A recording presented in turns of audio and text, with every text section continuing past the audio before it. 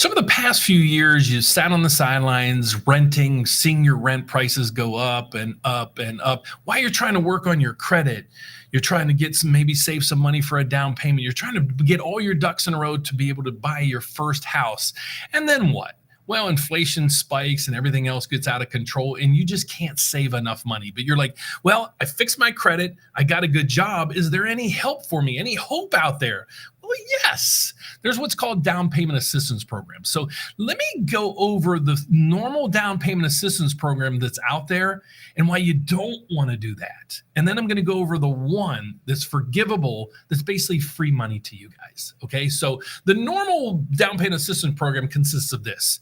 It'll give you a rate that's about 1 or 1.5% higher than where rates are today. So if the normal, rate on an FHA loan today is say 6.5, don't be surprised if the rate's 7 or maybe even 8%. Okay. So that's not all. What also comes with it is usually a lot of fees and there's a bunch of strings attached. And those strings attached could be this. They could require payments to be made. Okay. That might not sound like a bad idea, but it's still, you need to make payments. Or maybe there's no payments that need to be made, but it'll sit as a lien on your house until you either refinance your home or sell your home. And then at that point, you'll have to pay it. Okay, so in either of those situations, you have to pay it back. Okay, wonder if there's a program out there, and we sought out and we found it for you guys. That's basically free money. The only thing that's attached is it does come out with a higher rate, but there's a little workaround on that. So this program consists of an FHA loan. So on all FHA loans, after 6 months, after you close or refinance, you have the ability to refinance that loan again. And in many cases, it's really simple because FHA offers a streamlined process. What's the streamlined process? Well, as long as the rate's dropping by 0.5%, okay, and you have a 620 credit score or higher, and you've never missed any mortgage payments, you can basically refinance that loan with no appraisal and no income required. So it makes it really, really simple.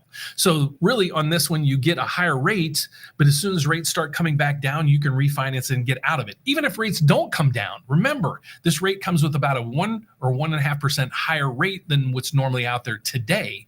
So as long as you get in this loan and rates really don't move all that much, you'll be able to refinance after 6 payments to get, take advantage of lower rates. Okay, so it might sound too good to be true. How do you qualify for this darn thing? Well, let's get over to it. So basically what this program is like I said, it's a forgivable grant, and it's one of the only forgivable grants out there. So you can see on here, it's one down payment assistance program that you may use nearly anywhere in the country other than the state of Washington. Now, why the state of Washington? To be honest with you, I have no idea. And when I asked the people on this, they had no idea as well. So I have no idea on that. But then you come across this. It's completely forgivable grant. So you're going to get between I won't say between, you're going to choose to get a 2% a grant on the purchase price of the house or 3.5% of the purchase price house, a grant of that equivalent.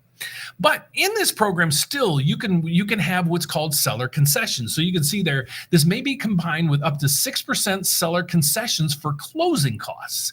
Okay, so you hear us talk about a lot of times, especially when we start talking about 2-1 buy downs and some of the other programs out there, is we really don't want you to do any of those programs unless we have the seller contributing, meaning the seller's kicking in some of the money that we paid them on the purchase price to help us with some closing costs or something. So FHA allows you to get up to 6% concessions from the seller to cover any closing costs that you might have. So if any of this is confusing to you, please reach out to us. We can help you with this program. We can help you get involved with a realtor who knows about this program and knows how to negotiate with this program. We can help you with that and much, much more. But let's get through some more of this. The no resale restrictions, don't worry about that. That's more of an internal use for us. The next thing is who qualifies? Well, you need a 620 credit score to qualify. Okay, that's the credit score requirements that are there, and we have to get a Fannie Mae approval. So let me pull the screen back behind the curtains a little bit to show you, or at least explain to you guys how loan approvals work. Okay, so there's 2 entities out there. They're called Fannie Mae and Freddie Mac. They probably do 80 to 85% of the loans in the whole country. That's who we work with. That's who Wells Fargo works with, Bank of America, Quicken Loans, Guaranteed Rate, everybody. We all work with this. And if you're looking for a conventional and FHA loan, that's where you go to get approved. Okay, so if you don't understand that part, don't worry about it. But here's how it works. We get your application, we pull your credit, we upload your loan into what's called Fannie Mae and Freddie Mac, those two entities. Their systems are going to read your data, and then it's going to kick back to us, either the loan's approved or denied. You have to get what they say on the screen. Look through here. You need a 620 credit score, and then it says AUS recommendation. That's an automated underwriting system. You need to get an approved eligible. Okay, so the loan has to go through that system and get an approval. Okay, but there's a little bit more nuances with this. Some of the other pieces of the guidelines are it's an FHA loan with a 30-year fixed rate. You can't do an adjustable rate. You have to have that house has to be your primary home, and it must be a purchase. So that's basically the parameters between FHA. FHA will finance up to 96.5% of the loan amount. So you need 3.5% of a down payment. That's where a lot of these numbers start to come into play. Your debt ratio you're seeing on the screen, it's debt to income. That's what it means. DTI, some people call it debt ratio. I call it debt to income. Is basically what it sounds like. It's your debts to your income. So we take the division sign. Okay, we're going to put all your debts here, everything on your credit report plus your proposed mortgage payment. That's going to be there. Debt to income. We're going to put your income down here, your gross income, the income before taxes and all the other junk gets taken out of there. You know how you make about $5,000 and you take home $2,500? That's all that extra junk that's out there. So we're going to use the $5,000 to get you to qualify. So the gross amount, you need an approved eligible.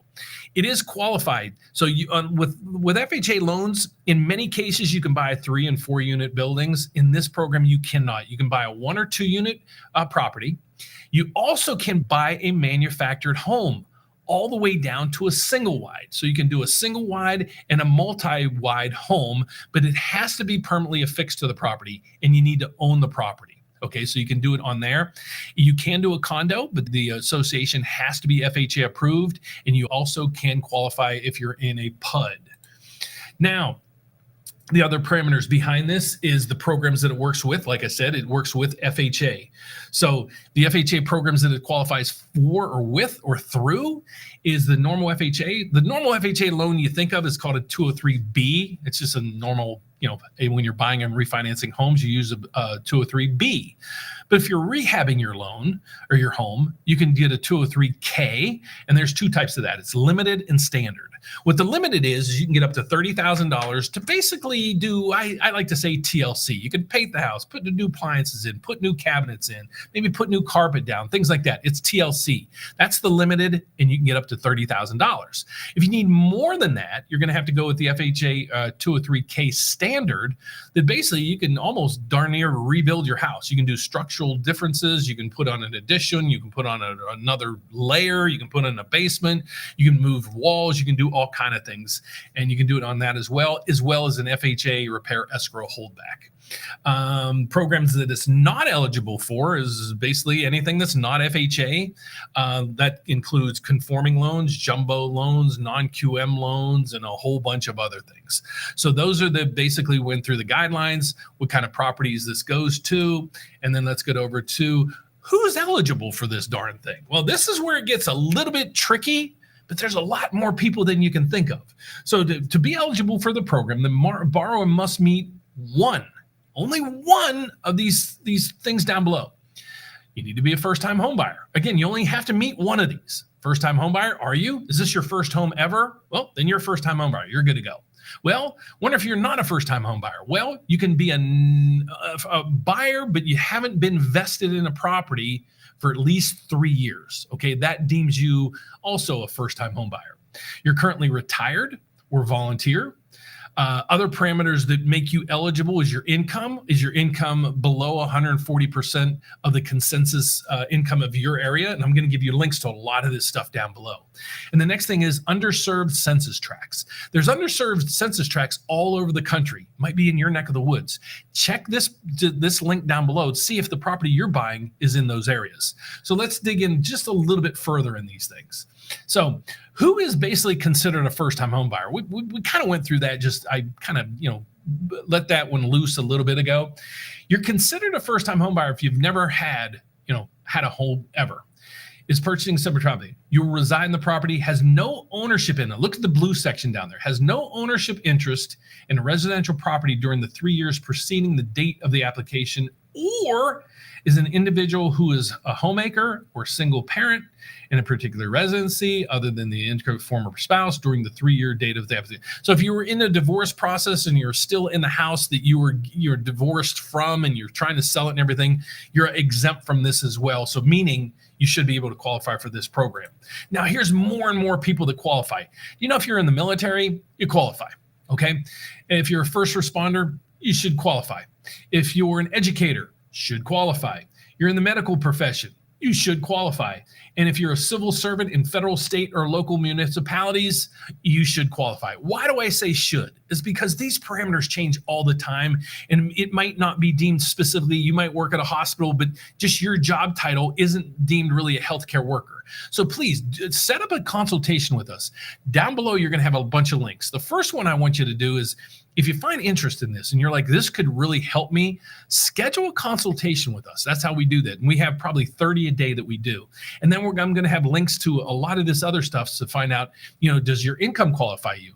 Are you in the census tract that might automatically just qualify you in? I'm going to put all those links down below as well. And then the next piece of this is the income qualifications, 140%. You need to be in that census tract of 140% or less. And if you're there, you qualify as that as well. So these links and everything else is going to be down below. So if your problem has been, you worked on your credit and you got your credit to where it needs to be, you're stable on your job right now, you've been there the 2 years and you got all your ducks in a row and you have maybe a little bit of money set aside, just not enough to put, make that home purchase, this is probably the program for you. To recap it, why we were looking at this one, it's the only one that I know about that's completely forgivable. So you get the money. Yes, you will have a higher rate for the first 6 months or a year until we have the ability to possibly refinance you out of that rate. I don't know where rates are going to go from here, but this might be your solution to getting into a property in 2023. If you want to find out more, like I said, please schedule a consultation down below. Check down below to see if you meet the census tract, and I'm going to have a bunch of other links down there to help you. So God bless, guys. All I ask you to do is please give the video a thumbs up, subscribe down below, and hit the bell every time we post a video like this that's educational and entertaining for you guys. You'll get alerted as well as others. So thank you so much for watching. God bless. I'll see you next time. Bye-bye.